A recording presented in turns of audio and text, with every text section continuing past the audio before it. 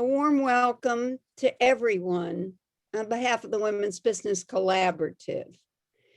And all we do in collaboration with our persistent, authentic, collaborative work as we build with our 46 organization partners, our board, our 300 advisory and leader champions. Leaders are champions. We work to accelerate others, to mentor and to sponsor them for one another's success, and to stop and reflect what is to be a servant leader. It is not about I, but it is about we. And that's why WBC has its theme as Faster Together. So take Ruth Bader Ginsburg when she was asked how many judges on the Supreme Court, and she said 9. That is to excel as we widen that table with others and support others in our leadership. So what pride we have as Gwen Young moderates this panel today with Jill Johnson and Lakshmi Ellis-Warpu and Sharon Reynolds and Susan Masso. This is a series, as Gwen will say, but as we look and reflect every day, as we lead up and we lead down, and as we say thank you with so much gratitude to WBC as the only women's business movement of leaders. And with that, our COO, Gwen Young. Gwen? Thank you, Edie, and welcome everybody. Thank you for joining us today to speak about the key leadership traits necessary to lead in 2021. As Edie mentioned, the Women Business Collaborative is committed to equity and leadership across business. And our mission is simple: equal position, pay, and power for all businesswomen. In order to achieve this mission, we work with women and men, business organizations, public and private companies, and the media to accelerate change through collaboration, advocacy, and action. And today we are here to talk with several of our women leaders. For the March issue of Women's Leadership Magazine USA, we interviewed 104 of our champions and asked them to identify the key traits of leadership. They identified 10: collaboration, persistence, empathy, confidence, integrity, authenticity, communication, purpose, courage, and the ability to learn. So to talk about several of these traits, from collaboration, authenticity, integrity, and purpose, I would like to introduce 4 of our key champions that also work with us on our board, advisory, and leaders councils. Lakshmi Ellis-Warpu is a global IT executive, digital transformation, and corporate CIO. Suzanne Maza is the CEO and founder of Random Acts of Leadership. Jill Johnson is the co-founder and CEO of the Institute for Entrepreneurial Leadership, IFEL. And Sharon Reynolds, the founder and CEO of DevMar Products and the DevMar family of companies. Welcome. I am honored to be with all of you here today. Let's get started. So 2 of the traits that we identified are integrity and purpose. Susan, can you talk about what this means in terms of leadership, and especially in 2021 and beyond? Sure, Gwen. So I'm going to start with purpose. And the first thing I want to say about purpose is that it's not about what you do or what your job is. It's actually about the difference you intend to make in whatever you do, wherever you are. You know, purpose gives meaning to what you do, and it guides your everyday choices and behavior. Now, I'll start with my purpose as an example. I develop leaders, and my purpose is to help people to access their power to be and do the remarkable.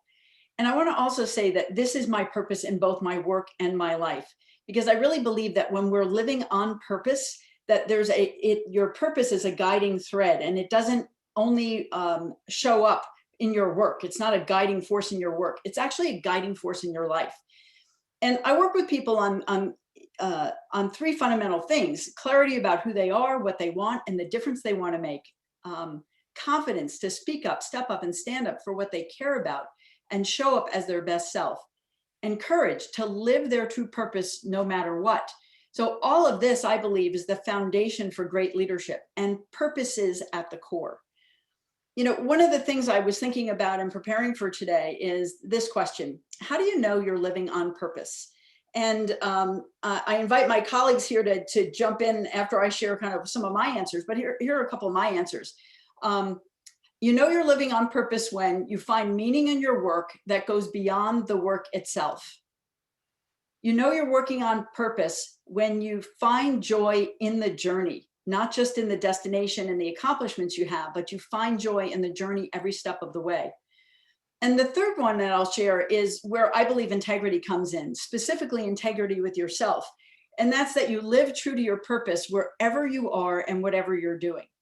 You know, this morning, as I was thinking about today, I walked into my daughter's bathroom, and on the wall was this post from Brene Brown. So it was perfect. And it said this: integrity is choosing courage over comfort, choosing what is right over what is fast, fun, or easy, and choosing to practice your values rather than simply professing them. You know, so at its most basic level, integrity is living true to your values and your commitments in word and deed. It's living true to your purpose. And it means keeping your commitments to yourself and honoring your promise to others. And one of the reasons why I believe purpose and integrity are core to leading in 2021 and beyond is that we live in an increasingly uncertain world. And in an uncertain world, people need to know what they can count on, and they need to know who they can count on to be able to perform at their best. So that's why I think it's essential for today's leaders to lead with purpose and integrity.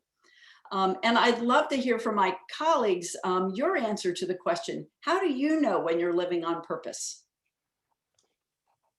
Erin, you look like you were about to jump in, because I know how you feel about living with purpose.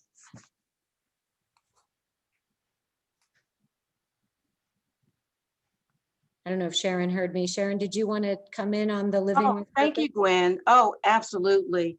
And Susan, such excellent points that you make. And, you know, one of the things I always think about is self-awareness, character, values, understanding what your shortcomings are so that you can always be in a position of improvement, knowing what your strengths are, how you can leverage that to impact people.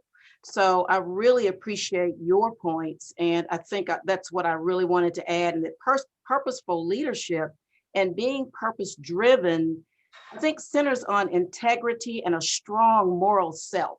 So that is exactly what I wanted to add. And thank you, Susan, for those excellent points. Thanks, Sharon. Lakshmi. Yeah, Susan, Sharon, I mean, just this is perfect. You know, having integrity in all that we lives and that purpose. You wouldn't be here, all of us here, if we weren't really caring. And I know that Edie started this, right, saying that there is no more important subject today than leadership. And what does leadership mean, especially in today's world? But integrity, whether it's our personal life, whether it's how we embody the values, the role models, to not just our peers, what we have learned from those who have come before us, whether it be our parents or anybody. You know, Edie, I always talk about you, but those who are those trailblazers, but how do we then share that to the next generations, whether it be at work, whether it's the purpose, and for those who have children or nieces or nephews or those who look up to us, but it's integrity throughout our personal, it's through our company, it's our business, how we deal with suppliers, customers, all of the aspects of anything that says we are very much on target of ethics and values. And that purpose, one of the most amazing things that I've learned is we have a platform. We all do, each and every one of us. And that's why we're here, to be able to say, what is the purpose of us, of our, what we're wanting to do in life?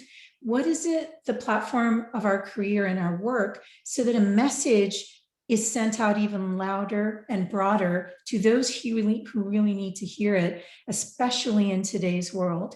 And frankly, to me, that purpose goes to leaving a legacy, whether it's the company you lead or CEO for, whether it's the company that we work for, but even more importantly is our personal purpose that says, how do I help others? What is my legacy? Where is my passion? And how can I truly make the world better? And how we do that together. I love that. And Jill, knowing that you work with entrepreneurs and think about this a lot in the purpose integrity, I'd like to bring you in. Yeah, so I think about purpose as something that is fluid, and I think that people should not feel like they're locked in, that their purpose in being is the same when they were 21 or 30 as it is when they're 40 or 50.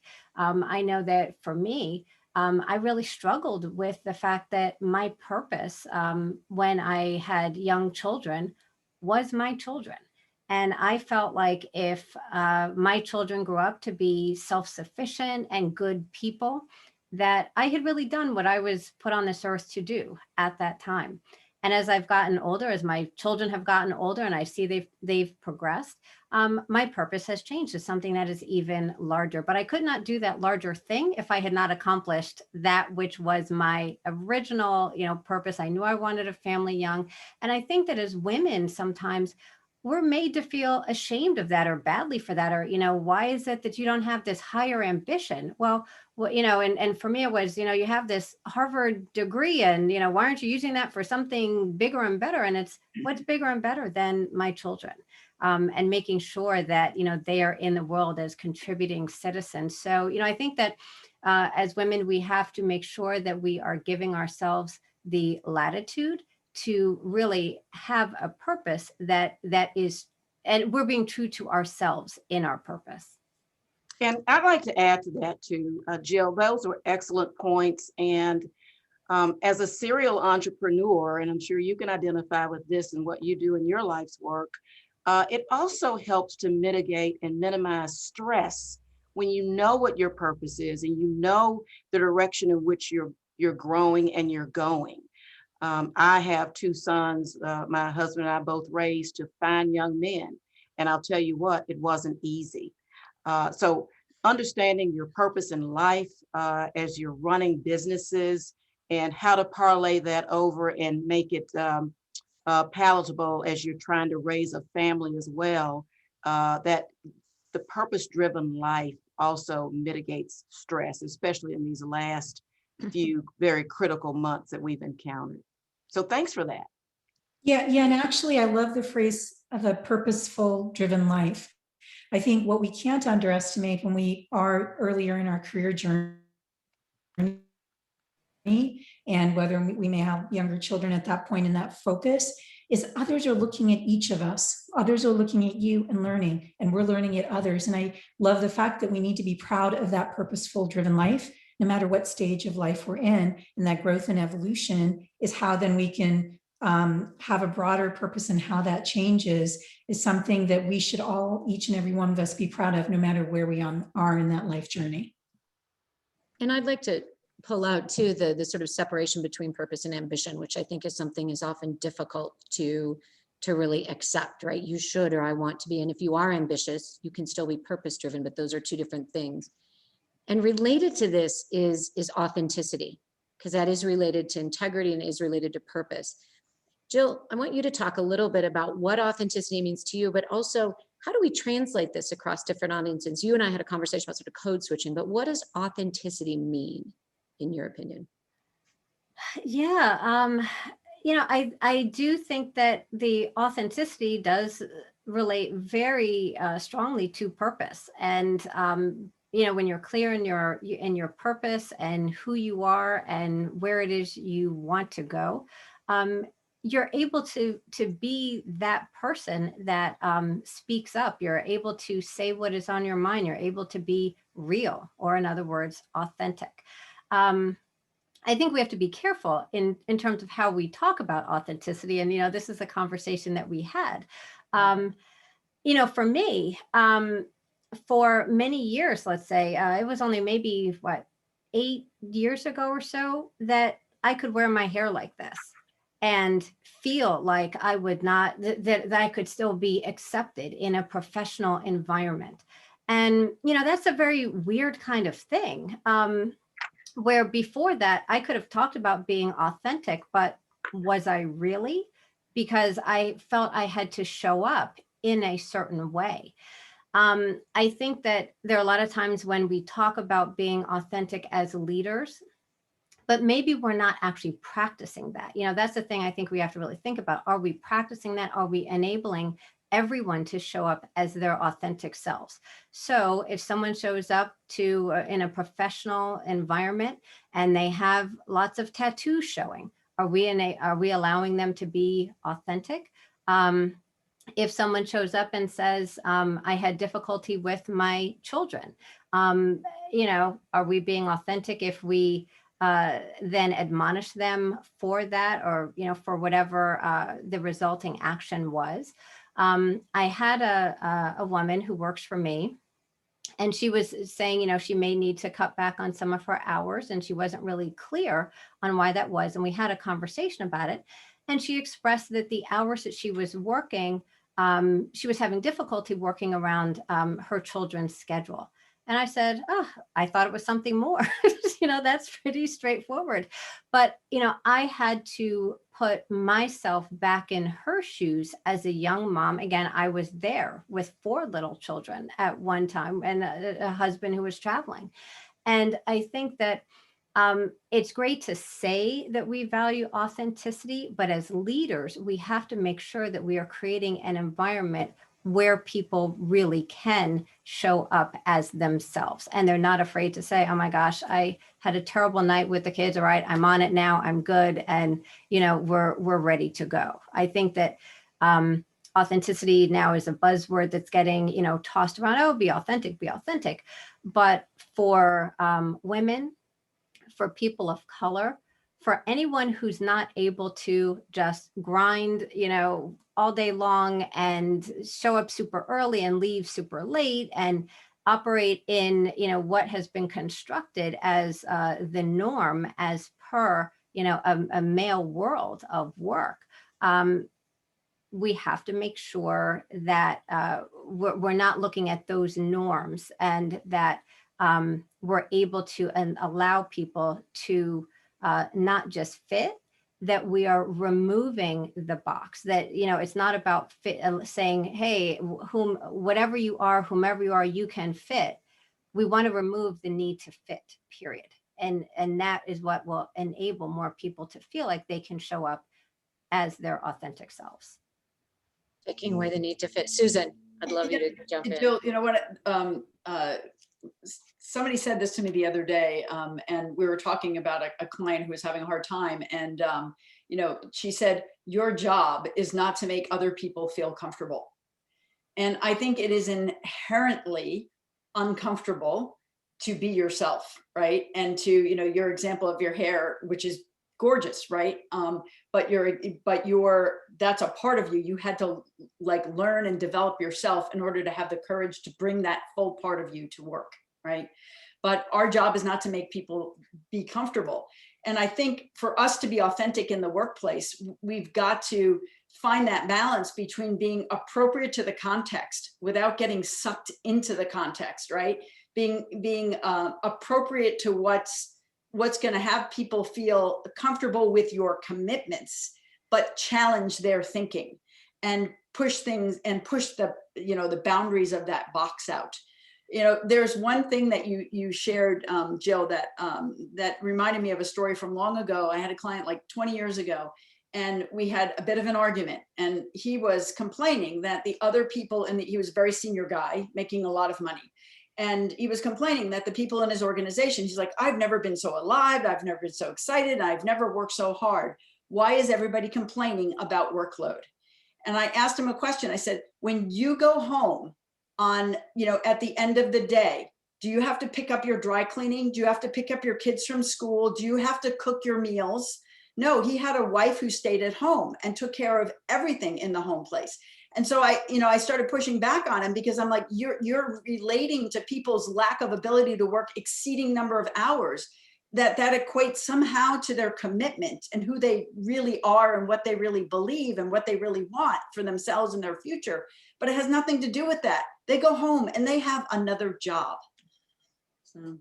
And Susan, to your point, leaders rely on their team to come to the table with honesty and integrity about what they're actually going through in life. Yeah. And an authentic leader is able to use their own experiences, values, and strengths, and even weaknesses so that it looks authentic to the team. However, it is a two-way street, and we're all human. So we have to open up and be honest with each other in the workplace and where we lead, and those that we are leading have to in turn be very honest with us so that we understand the full scope, the full picture. And then I think it makes for a really great working environment and workplace. So those are really good points. Thanks for sharing those. Yeah, and for me, I know, I think these are all such great examples. And Jill, you just look absolutely gorgeous. So just love that. 15, 20 years ago is really interesting. I don't know, there's right now, so many of us on this call, how many have heard about the Good Old Boys Network, right? So 15, 20 years ago, there were some, the company that I was at had some changes and challenges. And there were a few of us, very few female women leaders. And I remember there was a discussion of saying, because of the merger of these two companies and the organization and our new leaders, to succeed, that we're going to have to be part of the act like the good old boys. First of all, I don't even know that I really understand what that meant. But more importantly, even though it's a term, I was thinking about my identity and what I saw around me. And I think it was a very clear decision for me. It took me a matter of probably a few hours or a day or two to say, that's not who I am. Now, that's not an insult to someone who is in those areas. It's more, I have to be authentic to myself, to my identity, to how I work with others and collaborate. I'm a person who may or may not swear, some of them did.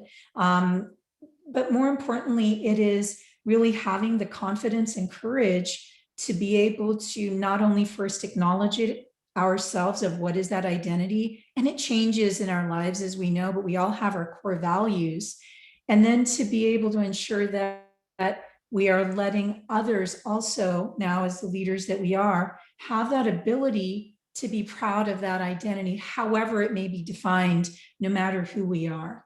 And those, especially if you think back 20 years ago, those were really difficult decisions, especially when you're starting out on that career ladder and you realize a decision like that could hurt your career, or you may have to make different choices. But I think it is being authentic to ourselves and then letting our people also be authentic and giving them that confidence and that courage that we value who they are and where they're coming from. Because after all, isn't that what diversity and inclusion and being inclusive and welcoming people and growing them really means? That's how we learn. That's how we ensure together we are better. So to me, it was that authenticity and a really good example of 20 years ago, which I think I saw some of you nodding, and I think probably resonates for a few of us. I want to pick up on that thread and shift slightly, right? We talked about sort of the old boys network. You talked, Lakshmi, just about being inclusive, and then we've all sort of said that faster together. Sharon, how do we empower leaders to be collaborative? Let's talk about collaboration, right? But how does it help a leader themselves and build the pipeline? Great question, Gwen. Well, first of all, the mission of the WBC is centered on collaboration. And I think one of the most important things a leader can learn early on is that if you can't achieve it, you can't achieve it all by yourself. It really takes a village and a team. No one is going to want to work with you if they don't feel empowered toward the common goal. They have to feel inclusive. I think this involves mutual trust and respect for managers, employees, and the company. Most organizations and leaders do not start with the foundation of trust, which is needed to truly impact the culture of the organization that inspires and empowers collaboration. I think it takes good communication, changing processes and policies, awareness of use of modern technology, sharing knowledge, and being open to new ideas and mindsets. Successful leadership means team success. Effective leadership comes from being generally concerned for your people, the thoughtfulness, and relating to others. I have built 4 companies, and they're all collaboratively intertwining and working within the teams, and they're also working within the community. So it's not just the collaboration of the corporations and the corporate setting and the environment, because we are all threaded together and we pour out into the communities in which we serve. So it's about making sure that we are collaborating with each other and also including our community. I think is a huge, huge factor that some companies just miss that point, because we are an extension of our communities that we serve and where we live. Bill, do you want to come in on that collaboration piece and how important that is to leadership, and maybe across groups and maybe across business areas and teams, perhaps? Yeah, I think collaboration also to me means connections. It's that connection, and Sharon, congratulations on your 4 companies that you've started. My goodness, most people don't even start one, and here you are. You're like, wow, this conglomerate, the Sharon Reynolds conglomerate. So I'm just like blown away. I'm still internalizing that, but congratulations to that and connecting them. The collaboration, especially as we look at many times multinational corporations. So I've had the honor of working for Procter & Gamble, Coca-Cola, Boeing. There's a lot of what we would call horizontals and the verticals as we think of functions, across our finance, our HR, IT, and then a lot of our business units. For Boeing, it's, commercial defense and global services. We need to be able to collaborate to that common purpose. So in my mind goes to the servant leadership that Edie mentioned earlier, and also high performance organizations. And if we are not all aligned on that common purpose, and that goes to our corporate goals, mission, vision, the values that we think of, how that ties to what we talked about earlier in the webinar regarding our own common purpose and our ethics and values. Do they tie together? Because that is our life. And as we talked about our legacy, to get things done in companies, small, large, multinational, billions, Fortune 50, Fortune 10, if we do not collaborate together, if we're not able to be able to share what we're doing, why we're doing it, and the how, and having everyone be a part of that journey, be enlisted, and it's even the personal development plans that we have of every person, including individual contributors, ties to those goals of that corporation. That's how you succeed. It is building bridges, and it is those connections that are really critical for the company's success and then our own personal success. And people sometimes see this as a soft skill, but it is one of the most important traits that we have, along with that integrity and the trust, and these all interweave together. I think there's also a piece of it that is related to authenticity as well. You cannot collaborate with someone else and you are hiding behind a veneer, you're not clear and articulating what it is you need out of the relationship, what it is you hope they're getting out of the relationship. You're authentic in asking what they need to get out of the relationship, and then trying to work toward common goals and purpose. Otherwise it's not really collaboration. I think there are a lot of people who say, oh, let's collaborate. And, they're really trying to gain an advantage in some way, and they're trying to take advantage of this situation. And when you're truly collaborating, you're really working to figure out how can this work for you as well. And again, goes back to that servant leadership. How is this relationship working for you? And even if that other party doesn't realize maybe that they're in a situation that's not, they're moving in a direction that's not putting them in the best situation, you really should speak up, right? As that leader, because at the end of the day, it's going to end up falling apart if it doesn't work for them as well. So, I think our job as leaders really is to look at collaboration through the lens of all these other traits that we've been discussing. Jill, I just want to build on something you said about, mutual satisfaction being key here, because I think that's one of the clues we have that collaboration is working, when everyone participating in the collaboration is both giving and getting something from it, right? It's very satisfying. And to build on something you said before, Sharon, about, it's not just about within your company, it's about your relationship as a business or as a business person with the community at large. But I also see it within companies. You know, people get like stuck in their silos, and collaboration is about far more than just working together, right? That's kind of the entry point. We're working together, right? And people work together in their silos.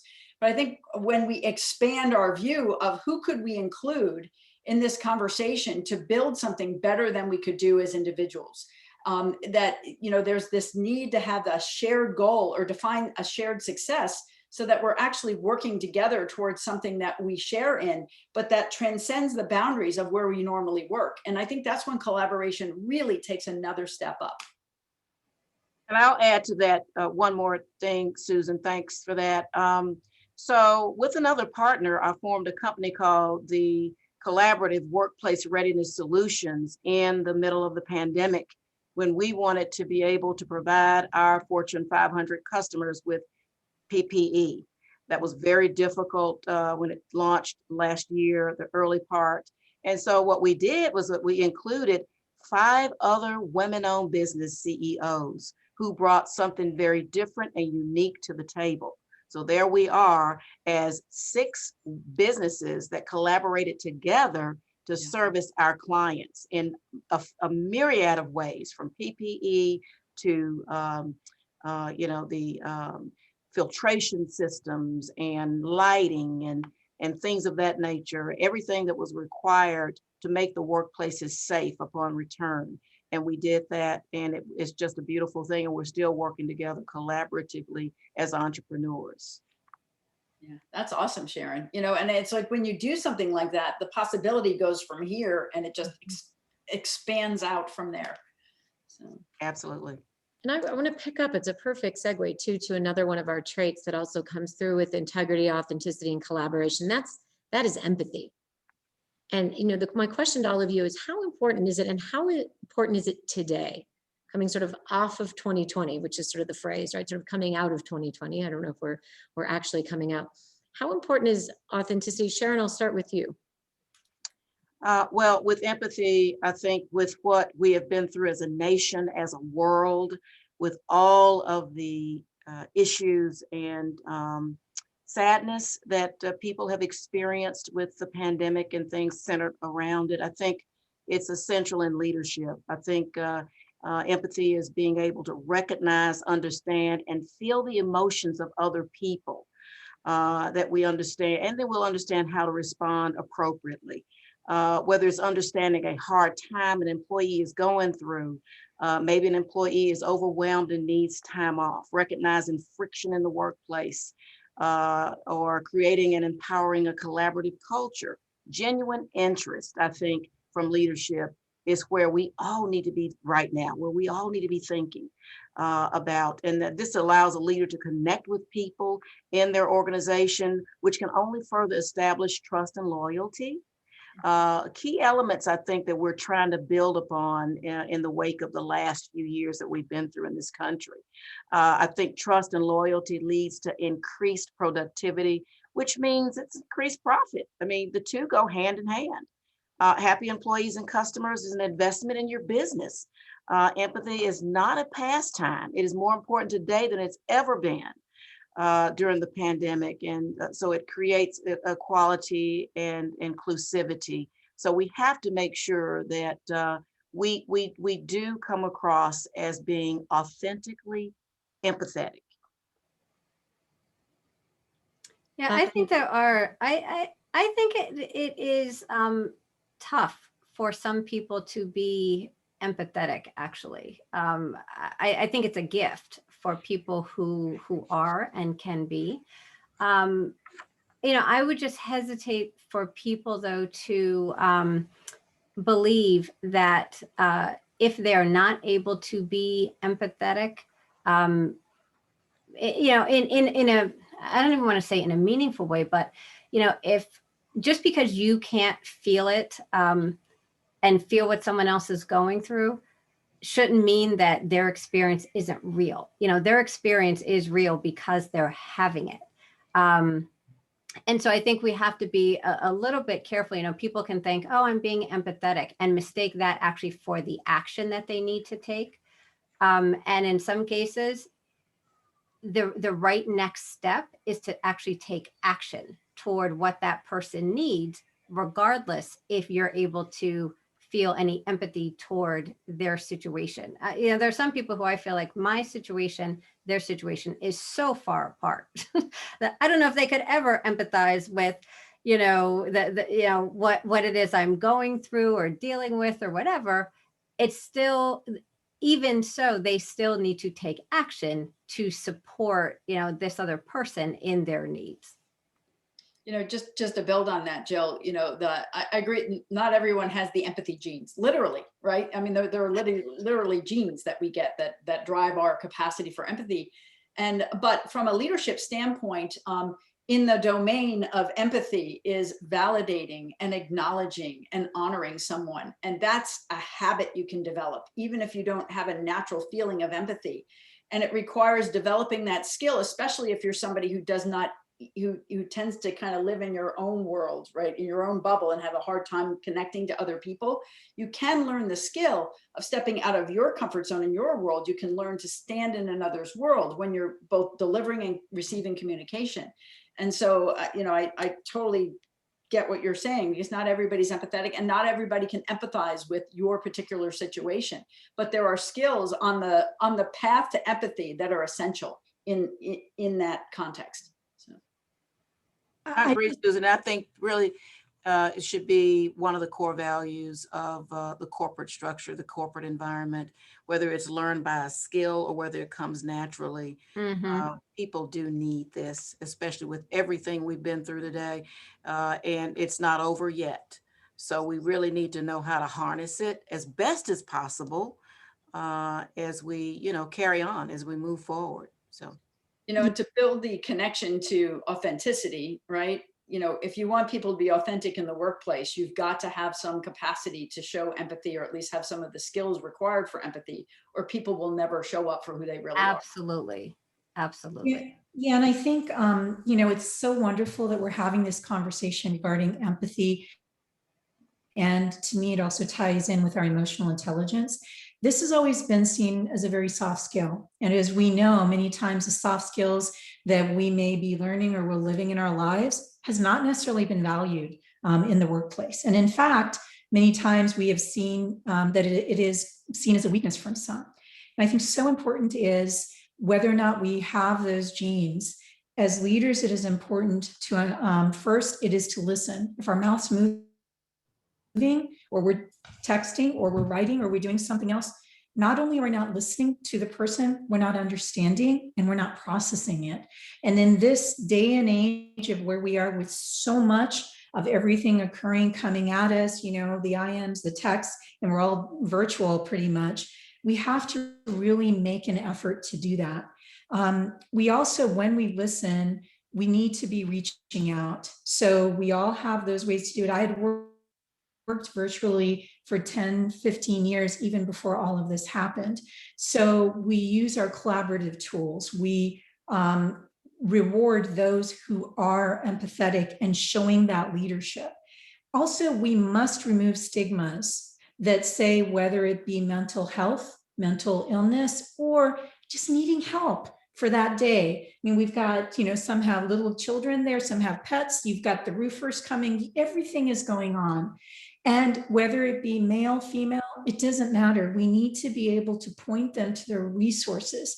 So one of the things that I have always done, and it depends on the corporation, and is to ensure that working with HR, whether it be the employee assistance program, whether it be other aspects of how do we get help without that stigma globally, is something that we need to make sure that we are sending that message. I also challenge myself and my leaders to ensure that we are reaching out. We are, it doesn't matter whether we're a manager or an individual contributor.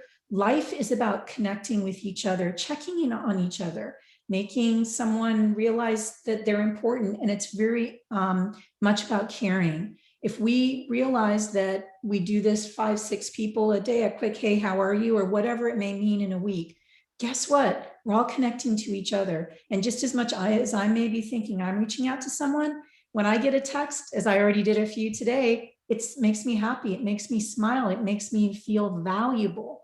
And so I think it's really important for us to ensure that we're providing the tools, remove stigma, and ensure that we are caring and truly empathetic with each other. Put ourselves in the other person's shoes. We must do that to succeed and to help others. I'm going to kind of bring everyone into that, because one of the questions we had was, how do you align, trust, empathy, and collaboration? How do you build this across groups? And I think, Jill framed it of, whether you have it or not, but how do you understand? And I think, so Lakshmi, you gave us some tools about sort of put yourself in the other shoe or work with HR. Sharon, you talked about how important collaboration is across companies. I'd love to kind of get each of you, how do you build this trust and empathy across different groups? What are some of the things we can do within the company or outside of the company in our purpose-driven life that we can build that? And especially if you don't have that gene, and trust and collaboration are key to that. I'll start, Gwen. I have small businesses. I don't have a lot of employees. However, it doesn't matter if you have 1 employee or 20 employees in a small business. I think communication is important, checking in often. And we do have a set of core values that I think we should review often. And then, allow the employees to express their thoughts and their values and what it means to them to be in the workplace, and talk about some of the things that they're going through. I think it's just open communications, and I can do that better as a small business owner. And I can reach out and touch my employees and really listen to them and understand where they are at any given moment when they're willing to share, and just to make sure that they feel like it's an open place for communication, and that they can come to me with issues and that we can talk through them. So I think it's core value driven. It's open communications, and it's the fact that, it's how I show up as a leader. I do have that empathetic gene, and I'm grateful for it. And sometimes it might get me in a little trouble, but I do have it, and I try to feel what the other person feels, especially if they express issues that need to have some sort of resolution. So I think for me in my small business arena, it's just being there and open communications and showing up and really trying to put myself in that other person's place and driving home our corporate core values. Susan. One of the things I'd say, there's 2 things I'd say about at the foundation of building trust. One is, I heard it said before that you can't hate someone whose story you know. And I think when you know another person's story, that's where our humanity connects, at the level of our stories. And Lakshmi, you pointed to this before, really reaching out and getting to know each other, but getting to know each other, not beyond the, hi, how are you today? Right. But learning, if you, one of the questions I ask in a lot of my programs when people introduce themselves, if I knew you well, what would I know about you? Right. Let's kind of cut to the chase. Tell me what I would know about you if I knew you well, so I can step in your world easily and quickly. Right. So I think that's one thing, is like really get interested in people's stories. And the second one is, is a very practical one. And it's this, I don't believe trust doesn't exist. Trust is built one conversation at a time. So whether you're somebody who grants trust and people have to lose it, or you're somebody who doesn't grant any trust and somebody has to gain it, or you fall somewhere along the way on that continuum, the one surefire way to build trust with anyone is to make promises and honor them. And I use the word honor rather than keep them, because I don't know about you, but I have not kept every promise I've ever made. But honoring your promises means acknowledging when you don't or when you can't, and doing what you need to do to make it right. So I think if that is the way we engage with each other, where we make promises to people and we honor them in its fullest expression, that's one conversation at a time, how we build trust with people and how we can teach other people to build trust with others.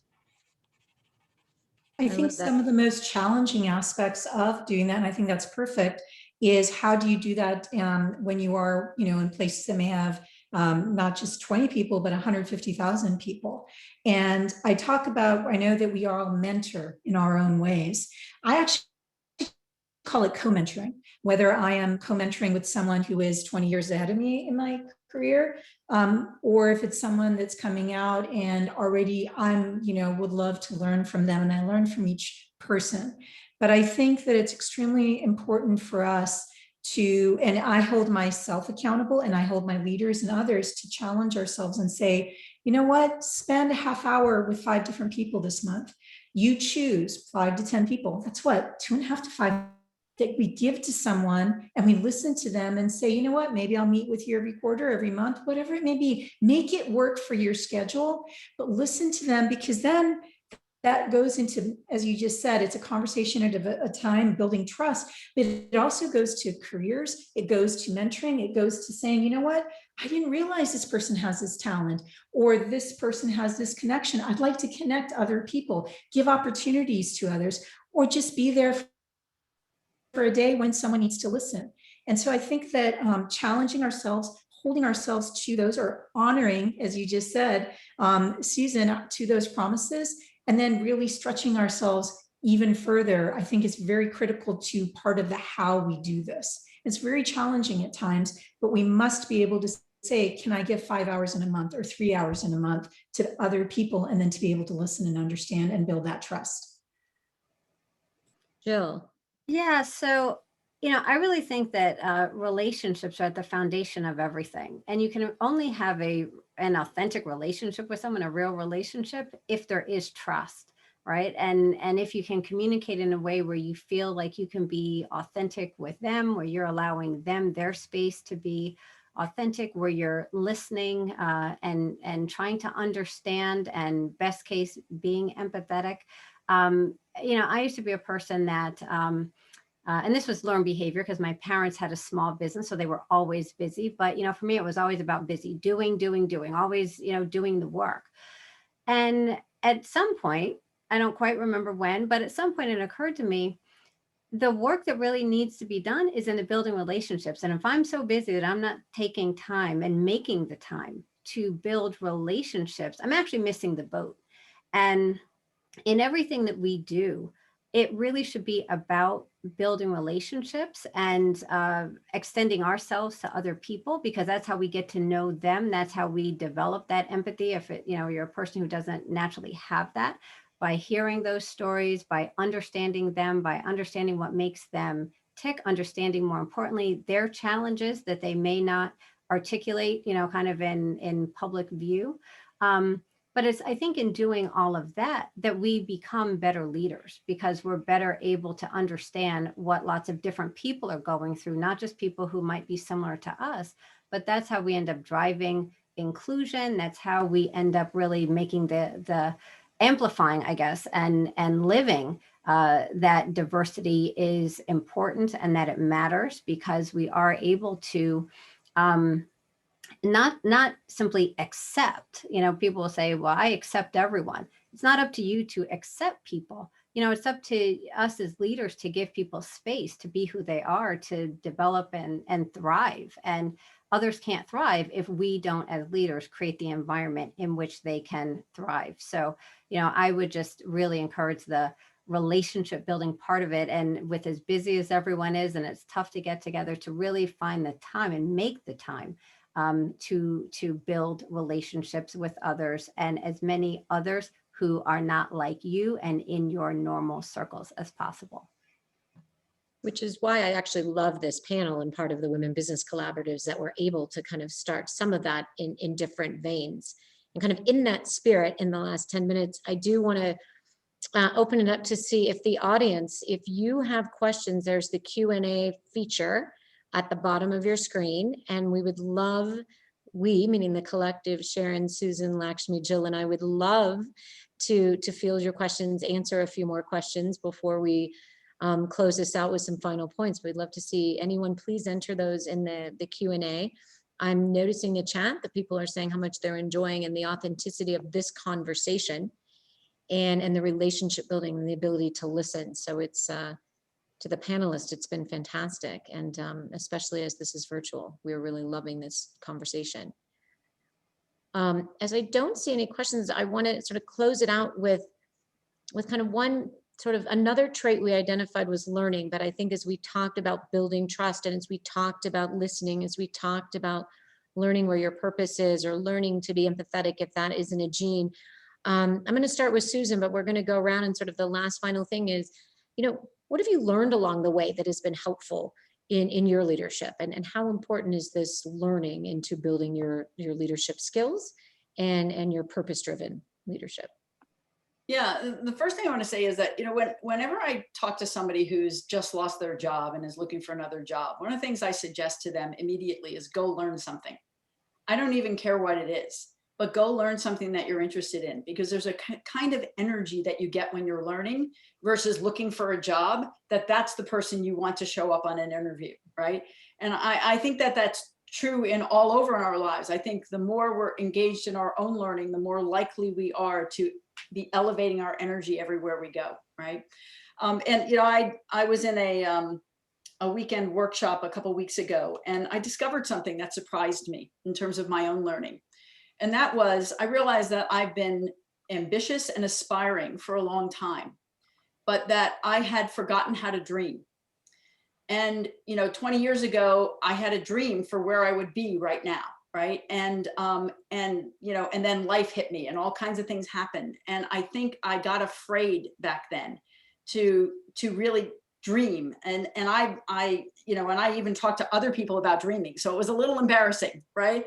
To have that discovery, to realize that don't confuse aspiration with a dream, because when you have aspiration and ambition, what you get is a whole lot of hard work and not a whole lot of satisfaction.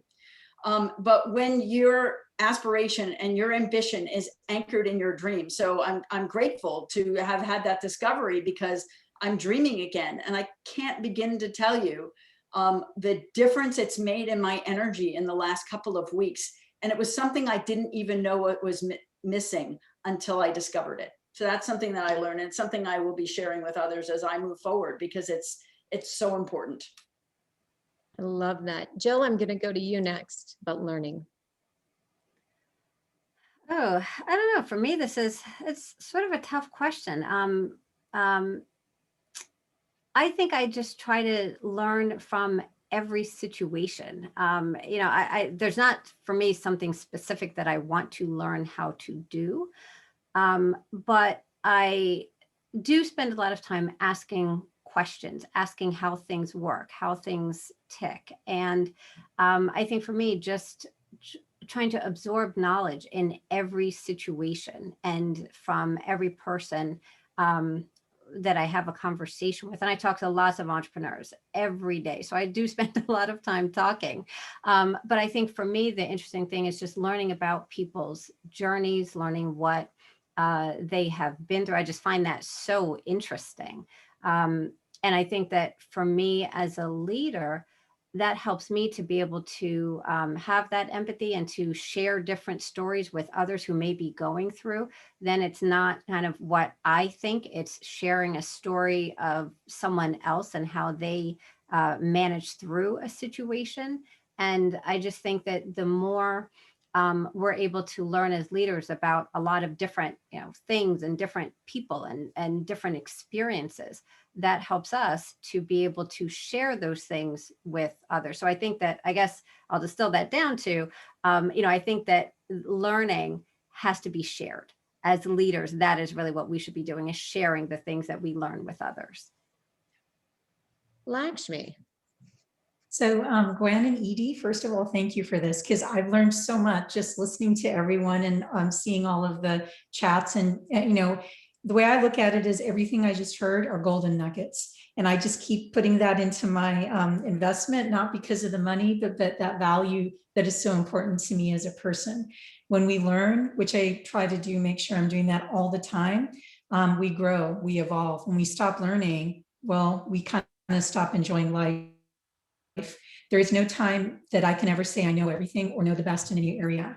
And so I will go back and look at this and say, how can I communicate better? What could I have done better? And I look at all of these and kind of make my notes and say, I learned this from each and every one of you. How can I use that in my kind of quiver of arrows and continue to just build on it. It really goes to being a better person, not just every day, but every hour. But I want to be a better person tomorrow than I was today and yesterday. So it goes back to being proud of who we are, why we're here, and that legacy that says, just keep dreaming that dream. So thank you for this. This was absolutely amazing. I love that. And Sharon, we're going to close with you because I'm sure there's quite a few nuggets on learning after the 4 companies and a broad variety of issues that you've dealt with in your companies. So we'd love to hear from you about learning. Oh, it certainly is, Gwen. And it's been amazing sharing this panel with some amazing, unbelievable women. Incredible. Really enjoyed it. I always say, you don't know what you don't know. I'm a lifelong learner. So, and I'm also empowered to inspire the next generation of women leaders. Look at this panel. We are setting the tone and the example of the women who are coming behind us. And it's up to us to set the tone. So in starting the company, DevMar, 15 years ago, after the economic downturn, I call myself the reinvention person. Stepping into a business I knew nothing about and growing it to a viable company, providing human donor breast milk to micro-preemie at-risk infants in NICUs across the United States, launching DevMar Manufacturing, and then looking at ways to bring fashion to women who don't have a couture pocketbook. And it's inspired by my grandbaby girl, and we give part of our proceeds to the March of Dimes and the St. Jude Children's Research Hospital. So I'm ever evolving, love learning, and we'll start my PhD in the next 12 months. So it's about giving back and learning and understanding that we have the ultimate responsibility of making sure that we inspire the next generation of women who are coming behind us, and we've got to set that example. So this has been an amazing opportunity. Thank you, Edie, and thank you, Gwen. I absolutely love the WBC. It stands for all of those things plus more. Thank you. Thank you all. And I thank you all in the audience for listening to these great authentic voices talking about authenticity, talking and how that links with integrity and trust. Really important, I think, were a lot of the conversations we had around collaboration, listening, trying to be inclusive, giving certain amount of hours, as Lakshmi was saying, to just listen and understand and building in that empathy. But, listening, and Sharon, I liked how you said that that the collaboration is, within companies, within groups, within your network, and sort of beyond that, beyond companies, as you sat down during COVID with the PPE. And I think that's incredibly important in what the Women Business Collaborative is trying to drive. And one of the things I loved is all the nuggets that came out and all the really practical pieces of advice is, empathy is not a pastime. And with that empathy, that authenticity and that integrity comes the willingness to listen, the willingness to learn and build, and the really, take a pause and think about what we're doing. And I think that's what we're seeing in businesses across the United States and across the globe as we look as that switch from shareholder to stakeholder capitalism and the sort of purpose-driven companies. So on behalf of the WBC and all of us on this panel that are the WBC, and Edie Frazier, I thank you. Please join us. We are coming up to further events where we will be meeting with some of our other leaders on authenticity. We have our CEO and executive roundtables that happen. And we have a half-day event on May 13th, where you will see 25 speakers and some of the people on this stage today. The title is Catalyzing the Future, Rethinking Women's Leadership in Business. Exactly with that theme about sort of setting the stage and looking forward to the future. What does it look like now? What does it look like 5 and 10 years from now? Susan, Sharon, Lakshmi, Jill, and Edie, thank you all. Thank you to the audience, and have a great rest of your day.